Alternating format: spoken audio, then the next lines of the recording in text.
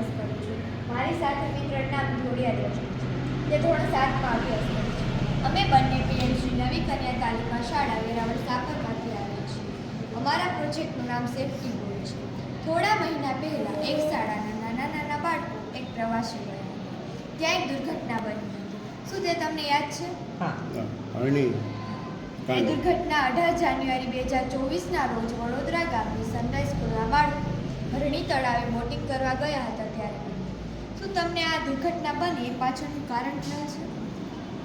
હા, વધારે પડતા લોકો અંદર બેઠા હતા અને બધા પાસે લગભગ સેફટી પેલું નહોતું, જેકેટ નહોતા.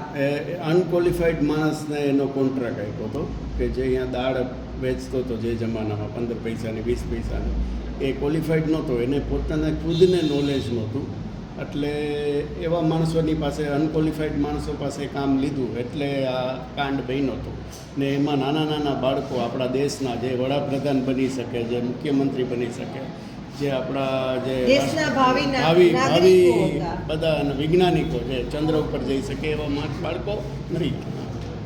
આ દુર્ઘટના બની ત્યારે બોટની અંદર કુલ 35 જેટલા વ્યક્તિઓ સવાર અને બોટની કેપેસિટી 35 જેટલા વ્યક્તિઓ ન હોવાથી બોટમાં વજન વધી જતાં બોટ પલટી ગઈ અને આ દુર્ઘટના બની, જેમાં બે બાળકો અને 12 શિક્ષકો, 12 બાળકો અને 2 શિક્ષકો. બાકીના બાળકોને ત્યાંના સ્થાનિક લોકોએ જેમ તેમ કરીને બચાવ્યા. કોઈ પણ લિફ્ટ હોય તો પણ તેમાં એવું લખેલું હોય કે 5 વ્યક્તિએ જ લિફ્ટમાં જવું કે પછી 100 કિલોની કેપેસિટી છે. કોઈ પણ વસ્તુ હોય ત્યારે તેની વજન ઉંચકવાની કેપેસિટી પહેલેથી નક્કી જ હોય છે. પરંતુ અમુક માણસો પૈસા કમાવાની લાલચમાં વધુ વજન ભરે છે, જેથી આવી દુર્ઘટનાઓ બની છે. જેમ કે મોરબી છોટા પુલની દુર્ઘટના અને આ હરણીની બોટ દુર્ઘટના. હરણી તળાવમાં જે બન્યું ત્યારબાદ અમને વિચાર આવ્યો કે એવી બોટ બનાવીએ જેથી આવી દુર્ઘટનાઓને ટાળી શકાય. ઘણા પ્રયત્નો બાદ અમારો આ પ્રોજેક્ટ તૈયાર થયો. આ બોટ મુજબ જો બોટની વજનનું જ કેપેસિટી કરતાં વધુ વજન થશે, બોટમાં સાયરન વાગશે અને બોટમાં સવાર વ્યક્તિઓ અને બોટના નાવિકને એલર્ટ થશે કે વધુ વજન થઈ ગયું છે. અમે આમાં 500 ગ્રામ વજન સેટ કર્યો છે. જો વજન તેનાથી વધશે તો આમાં સાયરન વાગશે. અહીંયા બોટનું વજન બતાવે છે.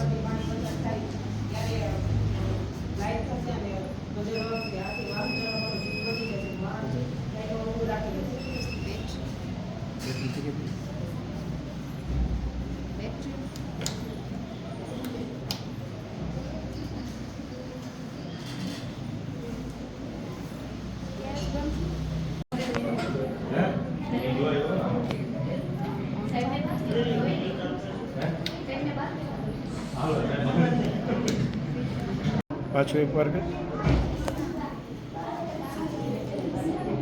લોડ જેવો બોટમાં વધશે એટલે સાયરન વગાડશે, એટલે ના બાળકો વધારે કે જે બેસવાવાળા છે એ બેસશે, ના પેલો બેસી શકાશે વધારશે. બધાએ સ્વિમિંગ શીખવું જોઈએ. સ્વિમિંગ શીખવું જોઈએ અને બધા સુધી જો આવું કાંઈ હોય તો આવી બોટ જો બધામાં સરકાર નિયમ લગાડી બધામાં આવી જ બોટ હોય, રૂલ્સ એન્ડ રેગ્યુલેશનનું પાલન કરવું જોઈએ. આવું દુર્ઘટનાઓ ન બને. દુર્ઘટના ના બની જાય.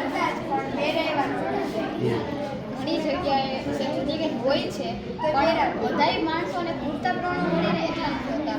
હોય છે પણ કોઈ પહેરાવતું નથી. હા, અને પહેરતા નથી માણસો. તો તમારી દ્રષ્ટિએ કેનો વાંક હોય એવું તમને લાગ્યું? તે નાવિક, તેને ખબર હોવી જોઈએ કે મોટી કેપેસિટી કેટલી છે કેટલી નહીં. તો મોટી કેપેસિટી વધુ માણસો એને ભરી જોઈએ. ને સમાજને કાંઈ મેસેજ આનાથી તમારા પ્રોજેક્ટથી? અમારા દ્રષ્ટિએ અમને વર્લ્ડનો બેસ્ટ પ્રોજેક્ટ લાગ્યો તમારો આ જે પ્રોજેક્ટ છે ને એ દિલથી, કારણ કે બાળકો સાથેનું જે એટેચમેન્ટ હોય ને પેરેન્ટ્સની જે વ્યથા જોઈને અમને એવું લાગ્યું કે તમારો પ્રોજેક્ટ વર્લ્ડનો બેસ્ટ પ્રોજેક્ટ છે. Thank you very much. નામ બચા? ધોળિયા દ્રષ્ટિ, ધોરણ 7. મારું નામ મહિલા વિદ્યા ધોરણ 8. Okay, thank you.